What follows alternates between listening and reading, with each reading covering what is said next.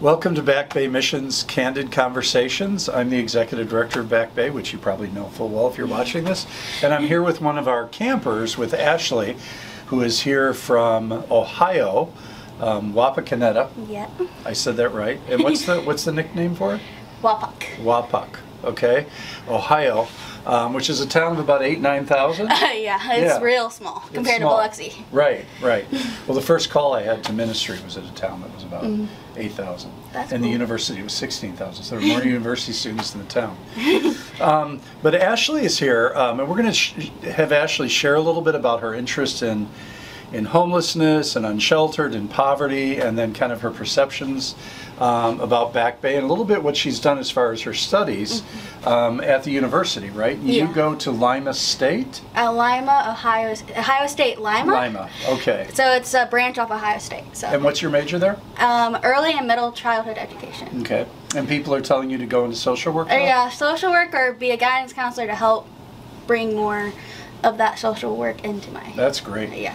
And you've been here Back Bay twice? Yes. I came first in 2018 and then now 2022. When you were a high school student in 2018? Yeah. And now 2022. Yeah. So you said you were learning some new things on this particular trip. What were some of those new things? So I never did loaves and fishes before. I did loaves and fishes yesterday, and I only did constructions the first time. And then I also did the food pantry today. And that, like, just interacting with different people and how you guys make, like, a community. Like, it's just... You have them open, and it's like they're there. You guys are passionate about what you guys do, and then it's just tight knit, and you know they're there, and you treat them like people, not like they're not another statistic on the wall or anything like that. Yeah, it's really important that we treat people with dignity. That we actually encourage people. It's a hand up, not a hand out. That we encourage people to thrive, and that they're a part of our family here, and a part of our community.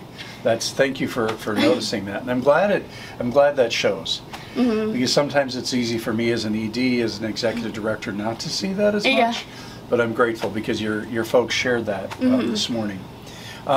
So, what's some of your interest in unsheltered, homelessness, or in poverty? You've written some papers and done some research, right? So I did a paper in my English class that was about me and what has impacted my life. And back then I've only came here once, and just working with the rehab part impacted me, seeing how I'm grateful for what I have. Because like some people like say I have these broken pair of shoes, some people would just keep walking in them, and I have the opportunity to just throw them away and get a new pair, and some people don't have that.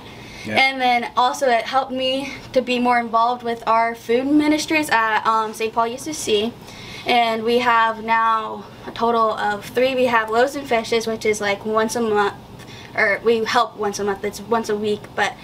And then we have Takeout Tuesdays, and then the summer lunch program that help people in need, and we give free food out when they need it. Oh, that's awesome. And St. Paul United Church, right? That's awesome that you do some really intense work in the community to help people that are hungry, living in poverty, homeless. Because part of what we do here, and I'm assuming you do that too, is our loaves and fishes, which is now on our campus here, and even for our folks that access the food pantry. It's for people that are hungry. We don't ask a lot of questions, right? They don't have to be homeless, but they're hungry, right? And sometimes a sack of grocery, a box of food will make a huge difference, because that means somebody can pay their light bill, their electric bill, their water bill. I helped multiple people today. They said, thank you so much, and I'm glad you were here, and God bless you, and they were so grateful, and they were like, you don't know how much this means to me, and how much food this is going to help out so much, because of the inflation anymore. It's like the same amount of groceries is like half that. That's the price and orange and everything. Right, and that's one thing that I've noticed moving back to Mississippi as a child here, and now moving back here as an adult, that I've noticed that the people in Mississippi are very grateful, they're very welcoming, and compared to some other places I've lived, which is kind of cool. I think it's a part of us being what we call the hospitality state, and just that kind of good southern goodness, right? Like we were walking down to the beach, and we were walking home, and we saw some of the homeless people that we helped yesterday, and they start catcalling us because we wore a Back Bay Mission shirt, Yeah. And they knew us from there, and they would start saying, "Thank you. Do you want some of our chicken? We have plenty of the chicken." And we're like, "No, we're good." Wow. So like they know where we're here, and they are all grateful for that. Yeah. One thing that's interesting to me is moving back to Mississippi is there's a lot of philanthropy here, and people give at a very high level here, because I think people that are in need or in want oftentimes give more, like you said. They said, "Hey, do you want some of our chicken?" And these were some of the people that were homeless, right? That you fed, or people that were living in poverty. So that's really, really cool. Yeah. So what's some of the research you've done? So I haven't really done too much research, but I just try to immerse myself into it. Like, I'm now in the inventory for our summer lunch program. I started out as the janitor, and then I moved on to like help serving, and then I help make sure the costs are sort of down with the food department and try to make sure we have enough food for everybody. And then I've also like gotten close to this one family who she's fostered basically all of her kids and then adopted them. And without that, I really wouldn't have gotten to know them. So like, I haven't done too much research, but I know enough to hopefully pass it along. Does that make sense? Yeah, oh yeah, that's great. Right, because I think a lot of times there's myths and misunderstandings around homelessness, around poverty, right? Yeah. And it's helpful to do that study, do that research, so you know more of the truth. Yeah. And you can share that truth, right, with people, so you can say, hey, it's not so easy to say just get a job.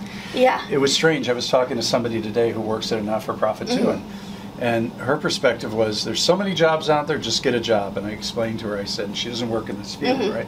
I said, but how hard that is if you don't have an ID, you don't have clean clothes, you don't have a place to take a shower. Or even the address on there or the phone, because most people don't want to hire somebody without that. And then if you don't have anywhere to shower, you might look, I guess, scraggly or whatever you want to call it. Right. So, like if you're homeless or you're unsheltered, and you're going for a job, people might think, well, that's a risk, right? If I hire somebody without a house, are they going to be reliable? Yeah. And so there's a lot of barriers, you know? So, well, we really appreciate you folks coming down here. Any final thoughts? How does your faith play into this? You said you're part of the United Church of Christ. How does your faith journey play into the work you do here, Ashely? I think it helps strengthen it. I mean, it just helps me carry it on further to when I want to go home and what I should implement, like how to look at things differently and then actually look inward instead of outward, if that makes sense. Also. And hopefully our church is going through some power struggles if you listen, and hopefully we can help shift their mindset a little bit more. So, and this is just a great community. It's very calming here. I feel like it's different from back where we are. I feel like we have such a, I guess, we have a lot of factors, let's say that. And like, since everybody's working towards one factor, it's a lot easier and everybody works together. Toward one goal. Yes. Well, that's interesting you say that, because I was sitting in my office actually with Kevin, who's behind the camera, as people know, and his supervisor, Laura, and then our chief financial officer just a few moments ago. And we were talking about our vision of tiny homes or tiny bedrooms. Oh, yeah. And it was really cool to kind of hear every one of them voice their support for that. And this is why we should do this. And why don't people understand this, right? And part of it is, we're working toward one goal, one purpose, and that's really, I mean, we'd love to solve world hunger and solve homelessness, right? We know it's a journey, and we know it takes a village to do that. But I think you're right. When you're kind of on the same page, and you kind of set aside your idiosyncrasies, and I think, like you said, you know, churches get into these divided places when they lose sight of what's really important. And they lose sight of what God has called us to be and do in the world. So, So thank you for your time and your energy, and thank you for being here. And we're glad, because really it's about being transformed, right? And I can see that you're sensing your own personal transformation as you spend time here on the coast and spend time with Biloxi. You take that back home.